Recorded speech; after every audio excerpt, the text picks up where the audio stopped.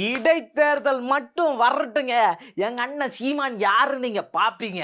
என்ன திரும்பவும் வாக்கு மட்டும் எண்ண மாட்டாங்க. இதுதான் பெரிய சங்கட்டமா போயிடும். சரி, இது ஒரு பக்கம் இருந்தாலும் அவரை பொது தொகுதியில நிக்க வைக்க போறது, அதாவது பொது வேட்பாளர் எல்லா கட்சியும் சேர்ந்து அம்பாசமுத்திரத்துல நிக்க வைக்க போறதா ஒரு பேச்சு. இது எல்லாத்தையும் மீறி அண்ணன் வந்து இப்போ ஆளுங்கட்சி அடிச்சிருக்க அடிக்கு அந்த மாதிரியான அடி, இப்படி பல்வேறுபட்ட பரிணாமங்க வளர்ச்சிய அண்ணன் சீமானு செஞ்சிருக்காரு. என்னெல்லாம் பேசியிருக்காரு, தாவேக்காவை போட்டு உரி உரி உரின்னு உரிச்சிருக்காரு, என்னெல்லாம் பண்ணியிருக்காரு பேசியிருக்காருன்றத பார்த்துருவோமா? சப்ஸ்கிரைப் பண்ணிருங்க.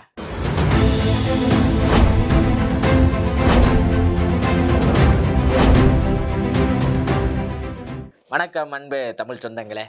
அண்ணன் சீமான் அண்ணன் வழக்கமாவே தோத்துட்டு வர்றதுல சாதனை படைச்சிட்டு வர்றாரு அப்படின்னு சொல்லலாம். அது கொஞ்சம் மன வருத்தமா இருக்கக்கூடிய ஒரு விஷயம் தான். ஏன்னா, மாற்றம் சொல்லி வந்தவங்க யாரும் மாற்று அரசியல எங்கேயுமே பேசல. இன்னொரு அப்படிதான் இருந்துகிட்டு இருக்காங்க. அப்படிப்பட்ட ஒரு இடத்துல அண்ணன் சீமான் அவர்கள் ஜெயிச்சிருந்தா கூட பரவால்ல அப்படின்னு மக்கள் மொத்த பேரையும் நினைக்க வச்சுட்டாங்க. இந்த நினைப்பு தான் அண்ணனுக்கு இந்த இடைத்தேர்தல் குறித்தான ஒரு நம்பிக்கைய குடுத்திருக்கு அப்படின்னே சொல்லலாம். அந்த நம்பிக்கைய ஒரே கைப்பிடியா புடிச்சுக்கிட்டு இவரு சும்மா இருக்கலாம், ஜெயிச்சு புடுவாரு. வாய வச்சும் சும்மா இருக்கிறதுக்கு இல்ல, போட்டு அடி அடின்னு அடிக்கிறாரு. மத்த எல்லாரும் போட்டு அடிச்சிடுறாங்க. அவங்களே காரணமாயிடுறாங்க. அவங்க தோத்து போயிடுறாங்க. ஏன்னா, ஒரு நேரத்துல ஒரு மாரி பேசியும், இன்னொரு நேரத்துல இன்னொரு மாரி பேசியும் தான் இவங்க மாட்டிக்கிறது. தமிழ்நாட்டு அரசியல்ல, தமிழக அரசியல்ல பெரியார ஒதுக்கிட்டு உங்களால அரசியல் பண்ணவே முடியாது. இந்த ஜென்மத்துல நீங்க ஆட்சிக்கு வரவே முடியாது. பெரியார கைப்பிடியா புடிச்சா மட்டும் தான் நீங்க ஆட்சிக்கு வர முடியும். இல்ல அப்படின்னா அது வாய்ப்பே கிடையாது. அவருடைய கொள்கைகளை ஏத்துக்காம இங்க வர முடியாதுன்றது எழுதப்படாத சட்டமா இருக்குது. அதனால தான் வந்து விஜய் அண்ணனே ஆட்சிக்கு வந்தார். பெரியார ஒரு கைப்பிடியா புடிச்சதுனால தான். அம்பேத்கரை இன்னொரு கைப்பிடியா புடிச்சதுனால தான். மத்த எல்லாருமே சேர்த்து ஒரு 1000 சொல்லலாம். ஜாதி ஒழிஞ்சிருச்சு, ஜாதிய ஒழிச்சிட்டோம் அப்படின்னு சொல்லிட்டு. அவர் வச்சிருக்க தலைவர்களுடைய பட்டியல்கள் எல்லாம் பாருங்க, செலக்டிவா வச்சிருப்பாரு. ரொம்ப செலக்டிவா யார் யாருக்கு என்னன்னு இத நான் சொல்ல கிடையாது. சீமான் அண்ணனே இத தான் சொல்லியிருக்காரு. ஜாதிய ஒழிச்சிட்டேன்னு பேசுறியே, ஜாதி பார்த்து எனக்கு ஓட்டு போட்ட அப்படின்னா அந்த ஓட்டு கண்டிப்பா தீட்டு எனக்கு. நீ அப்படி ஓட்டே போடாத அப்படின்னு சொன்னாரு சீமான் அண்ணன். அது நல்லா வரவேற்கக்கூடிய ஒரு விஷயம். தற்சார்பு வணிகம் பத்தி பேசினார். தற்சார்பா இங்க பொருளாதாரம் ஈட்டணும் அப்படின்னு சொல்லியிருந்தார். யாரும் காதுல வாங்கல. அந்த தற்சார்புக்கு நம்ம பின்னாடி வருவோம். இப்ப என்ன பேசியிருக்காருன்றத மட்டும் நம்ம பார்ப்போம். இப்போ இந்த ஜாதி பார்த்து நிக்கலன்னு சொன்னீங்கல்ல, ஏன் இந்த 234 தொகுதியில இல்ல 233 தான். ஒரு தொகுதியில அவங்க நிக்கல கேண்டிடேட்டு வரல. 233 தொகுதியில ஏன் உங்களுக்கு திருச்சி கிழக்கு மட்டும் தெரிஞ்சது? ஏன் பெரம்பூர் மட்டும் தெரிஞ்சது? இப்ப கடைசி படத்துல ஜோசப் விஜய்ன்னு போடுறீங்களே, அது ஏன் படத்திலேயே போடல? இந்த கேள்வி எல்லாருக்கும் வரும்ல. நியாயமான கேள்வி தானே. அண்ணன் சீமான் அண்ணன் கேட்டதும் நியாயமான கேள்வி. இந்த நியாயமான கேள்விக்கு அவர் என்ன பதில் சொல்ல போறார் அப்படின்ற கேள்வி இருக்கு. அவங்க பதில சொல்ல மாட்டாங்க, பிரஸ்ஸையும் பார்க்க மாட்டாங்க.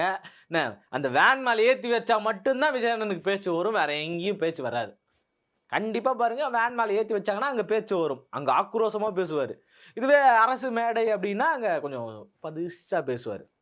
இப்படியான தொடர்போக்க விஜய் அண்ணன் வச்சுக்கிட்டு இருக்காரு. இதை வன்மையா கண்டிச்சு அண்ணன் காட்டமான வார்த்தைகள்லாம் பேசியிருக்காரு. அங்கங்க அதெல்லாம் வேற போட்டுக்கிட்டாரு வேற. அது கொஞ்சம் என்னப்பா ஒரு தலைமை ஒருங்கிணைப்பாளர் இப்படி செஞ்சிருக்காருன்ற ஒரு வருத்தம் இருக்க தான் செய்யுது. விட்டுருவோம். இன்னொரு பக்கம் அவரு குறித்தான சில பேச்சுகள் வந்தப்ப என்ன சொல்லியிருந்தார் அப்படின்னா, இந்த பென்ஸ் கார்ல வந்துட்டாங்க.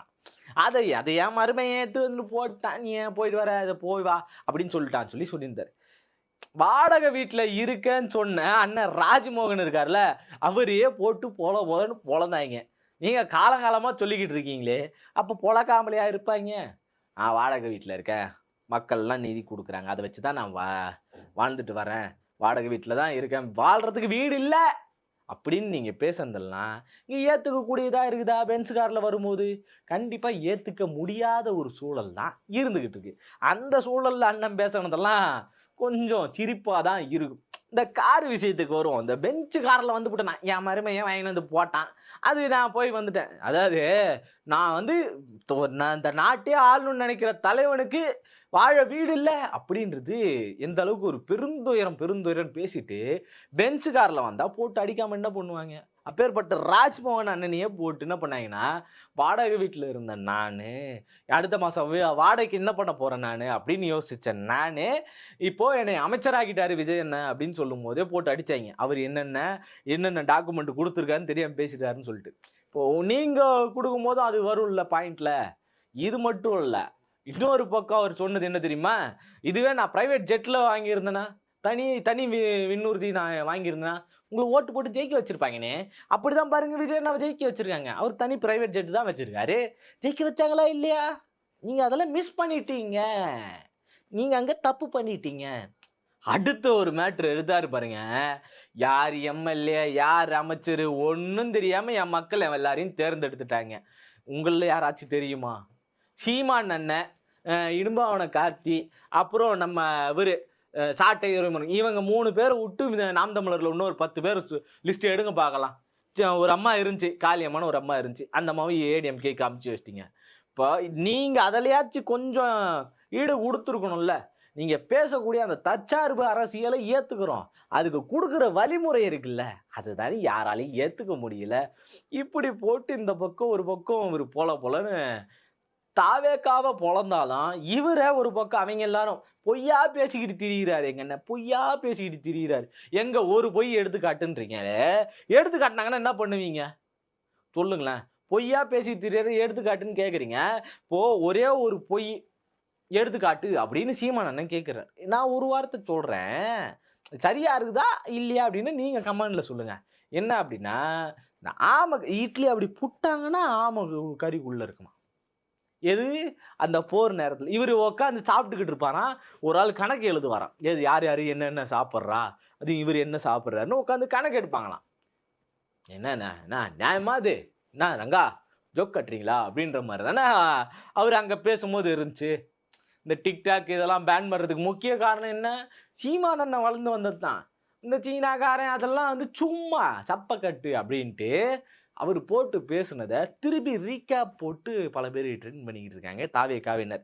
நீங்க எதை பேசினாலும் நியாயமா பேசணும். மக்கள் உங்கள ஏத்துக்கவே இல்ல, நீங்க ஜெயிக்கவே இல்ல அப்படின்னு சொல்லிட்டு இருக்காங்க. கூட்டணி வைக்கலாமே அப்படின்னு பல பேர் எனக்கு ஆலோசனை சொல்றான். இல்ல நான் வைக்கவே மாட்டேன்னு உறுதியா இருந்தேன். நியாயமா பார்த்தோம் அப்படின்னா, மாற்று அரசியல இங்க பேசுனது யாருன்னா, சீமான் அண்ணன் மட்டும்தான். மாற்றம் கத்தின்னு இருந்ததை தாண்டி, உண்மையிலேயே அது அவங்க வச்சிருக்க கொள்கையை தாண்டி வேற ஒரு கொள்கையா பேசுனது, இருக்கக்கூடிய நிலைமைகளை மாத்தி வேற ஒண்ணா பேசுனது அவர்தான். ஆனா இவரை தாண்டி வேற ஒருத்தர் தற்சார்புன்னு பேசக்கூடிய வேற ஒருத்தர் இங்க மே 17 இயக்கம்னு ஒண்ணு இருக்கு. அவங்க பயங்கரமா பேசிக்கிட்டு இருக்காங்க. இப்ப இருக்கக்கூடிய இதே தொழில்நுட்ப வளர்ச்சியோட எப்படி முன்னேற்றணும்னு பேசுற பேச்சுகள் வேற. நீங்க திரும்ப ஆடு மாடு மேய்க்கிறவன்லாம் வந்து நான் கவர்மெண்ட் தொழிலாக்கிடுவேன். கவர்மெண்ட் தொழிலாக்க பிரச்சனை கிடையாது. அதுக்கு யார் போகணும், என்ன பண்ணணும், இங்க இருக்கக்கூடிய சாதி ரீதியிலான அரசியல் என்ன? அதுதானே தமிழ் தேசியம்.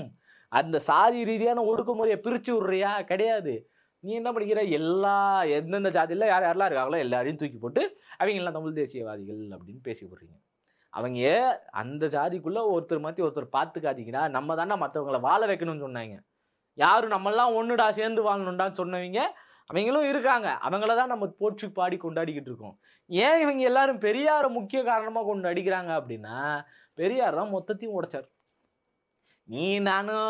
நான் வந்து அவனை வாழ வைக்கணும், அவன் வந்து என்னைய வாழ வைக்கணும் அதெல்லாம் கிடையாது. சேர்ந்து வாழு வா, தூக்கி போடு எல்லாத்தையும் அப்படின்னாரு. உடனே தமிழ் அப்படி சொல்லிட்டாரு அப்படின்ட்டு இவங்க ஒரு பக்கம் புடிச்சுப்பாங்க. சரி, அதெல்லாம் ஒரு பக்கம் போகட்டும். இப்ப இருக்கக்கூடிய அரசை பத்தி என்ன பேசினாரு அப்படின்னு பாத்தீங்கன்னா, பக்காவா சொல்லணும். இதுக்கு முன்னாடி இருக்கவங்க மாற்றம் நீ தானே வந்தீங்க. என்ன மாற்றத்தை பண்ணீங்க? மொத்த தடுமாற்றமும் ஏமாற்றமும் தான் இருக்கு. விளம்பர அரசியல் எல்லாத்தையும் வந்து பண்ணவே மாட்டேன். மக்கள் காசு ₹1 தொட மாட்டேன்னு சொன்னீங்கல்ல. இதுக்கு முன்னாடி ஸ்டாலின் அப்படி நின்னுகிட்டு இருப்பாரு. இப்ப இவரு இப்படி இருக்காரு அப்படின்றத மட்டும்தான் அவர் போட்டு உடைச்சிருக்காரு. விளம்பர அரசியல இந்த பேனர் வைக்கிறது, பெருசா பேனர் வைக்கிறது, ₹1000 திட்டம் செஞ்சுட்டு ₹5000 செலவு பண்றது நலத்திட்ட உதவிகளுக்கு, இந்த மாதிரியான செயல்பாடுகள்லாம் தொடர்ந்து இருந்துகிட்டு இருக்கு. அதே தான் இப்ப நீங்களும் பண்ணிட்டு இருக்கீங்க. இப்படி தயவு செய்து பண்ணாதீங்க அப்படின்னு சொல்லி போட்டு உடைச்சிருக்காரு. அதுக்கப்புறம் ஒரு அமைச்சரா புடிச்சிட்டு வந்தாரு. புஷி ஆனந்தா இருக்கட்டும், அவரு நீர்வளத்துறை அமைச்சர் கேட்டா ஓடிட்டு போறாரு. இன்னொரு பக்கம் பிரபு அவர் பவுடர் பிரபு, இது கில்லி பிரபுவாம், இங்க பவுடர் பிரபு அப்படின்னு சொல்லி, அது எல்லாத்தையும் போட்டு ஒரு ஒரு அமைச்சர்கள் செய்யக்கூடிய சில குற்றங்களையும் சேர்த்து அவர் போட்டு உடன்னு உடைச்சு விட்டாரு. அது மட்டும் இல்லாம இந்த விளம்பர அரசியல், மக்களுடைய பணத்த எதுக்கு பயன்படுத்தணும்? திரள் நிதின்னு சொல்றீங்களே, திரள் நிதி இங்க மக்களுக்காக சேவை செய்றவன் நானு. முழுக்க நான் அவங்க கிட்ட இருந்து தான் வாங்க முடியும். வேற எங்க போக முடியும்? இனத்துக்கும், பணத்துக்கும் நான் என் மக்கள் கிட்ட தான் போய் நிக்க முடியும்னு சொல்லி அவர் தொடர்ந்து ஒரு விஷயம் பேசிக்கிட்டே இருக்காரு. இந்த விஷயங்கள்லாம் தான் சமூக வலைதளங்கள்ல பரவிட்டு இருக்கு. இதுக்கு பதிலடி கொடுக்கும் விதமா ராஜ்மோகன் அவர்கள் ஒரு பக்கம் பேசிக்கிட்டு இருக்காரு. என்ன சொன்னாரு அப்படின்னு பார்த்தீங்கன்னா, "அண்ணனே சினிமால இருந்து தான் வந்தவரு. சீமான் அண்ணன் தலைவனுக்கும், நடிகனுக்கும் வித்தியாசம் தெரியாம ஓட்டு போட்டீங்க" அப்படின்ட்டு. அதுக்கு ராஜ்மோகன் அண்ணன், "அவரே சினிமால இருந்து தான் வந்தாரு. ஆனா எம்ஜிஆர் யாரு? ஜெயலலிதா அம்மா யாரு? ஜெயலலிதா அம்மாலாம் சொல்லவா வேணும்? எவ்வளோ கொடுமை பண்ணிக்குது அந்த அம்மாலாம். சரி அத விட்டுருங்க. சினிமாலேருந்து தானே வந்தாரு. அவர் மட்டும் எங்கேருந்து வந்தாருன்னு ஒரு வார்த்தை சொல்லிட்டு, ஜெயலலிதா அம்மாவ இழுத்து விட்டு, திரு த திரையில மட்டுமே நடிக்கக்கூடிய தலைவர் எங்க அண்ணன் விஜய் அவர்கள், தளபதி விஜய் அவர்கள் அப்படின்னு சொல்லியிருப்பாரு. இப்பயும் முதல்வரா நடிச்சுட்டு தான்பா இருக்காருன்னு பல பேரும் விமர்சனம் பண்ணிக்கிட்டு தான் இருக்காங்க. இந்த விமர்சனத்துக்கெல்லாம் நீங்க என்ன பதில் சொல்ல போறீங்க? அவர் சொன்னது நியாயம் தானா? இல்லையா? அப்படின்றத மறக்காம கமெண்ட்ல சொல்லிட்டு போயிடுங்க. நன்றி.